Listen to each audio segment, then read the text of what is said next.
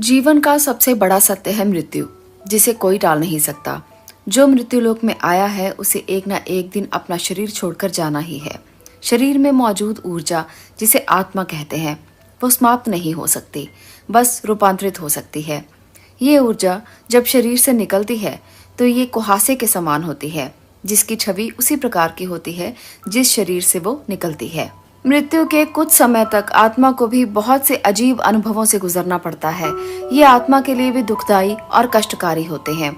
आज इस वीडियो में यही अवस्था हम देखेंगे कि जब मृत्यु होती है तो उसके 1 घंटा तक इंसान को किस कष्ट से गुजरना पड़ता है।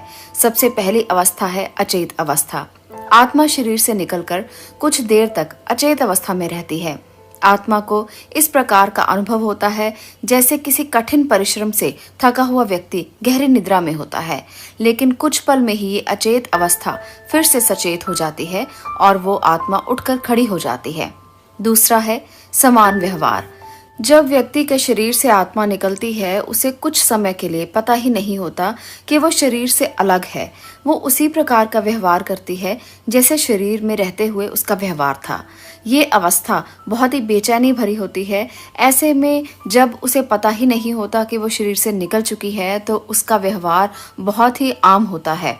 तीसरी अवस्था है बेचैनी और छटपटाहट।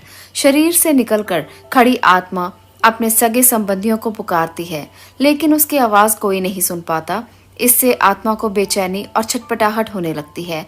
आत्मा परेशान होकर सभी लोगों से कुछ कहना चाहती है, पर उसकी आवाज बस कुछ ही दूर तक गूंज कर रह जाती है, क्योंकि वो भौतिक नहीं अभौतिक ध्वनि है और मनुष्य केवल भौतिक चीजों को ही महसूस कर सकता है। इसलिए उसकी आत्मा की आवाज को कोई नहीं सुन सकता। वो अपने मोह के आवरण को इतनी जल्दी नहीं छोड़ पाती, इसलिए अपने संबंधियों से बात करना चाहती है। अगली अवस्था है प्रवेश की अवस्था, प्रवेश का प्रयास। आत्मा शरीर से निकलकर भी कोशिश करती है कि वो फिर से शरीर में प्रवेश कर जाए, लेकिन यम के दूत उसे शरीर में प्रवेश नहीं करने देते। धीरे धीरे व्यक्ति की आत्मा ये स्वीकार करने लगती है कि अब जाने का वक्त आ गया है। मोह का बंधन कमजोर होने लगता है और वो मृत्यु लोक विदा होने के लिए तैयार हो जाती है। चौथी अवस्था है संचार।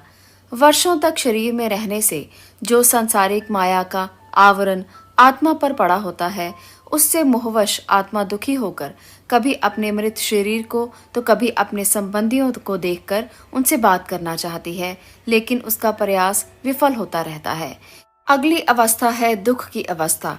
शरीर के मृत हो जाने पर आत्मा अपने परिजनों को रोते बिलखते देखकर दुखी होती है और खुद को दुख से व्याकुल करके रोती है, लेकिन उसके वश में कुछ नहीं होता। वो लाचार होकर सब कुछ देखने और अपने जीवन काल में किए कर्मों को याद करके दुखी होती है। यम के दूत आत्मा से कहते हैं कि चलो, अब यहाँ से चलने का समय आ गया है। कर्मों के अनुसार उसे लेकर यम मार्ग की ओर वो चल पड़ते हैं।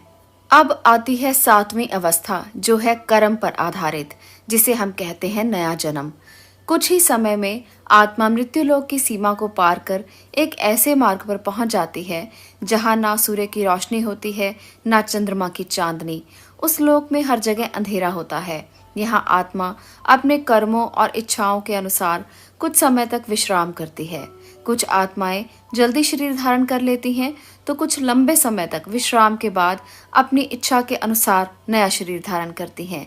तो ये वो 7 अवस्थाएं हैं जिससे गुजरकर आत्मा को अपने अगले जन्म में प्रवेश करना होता है।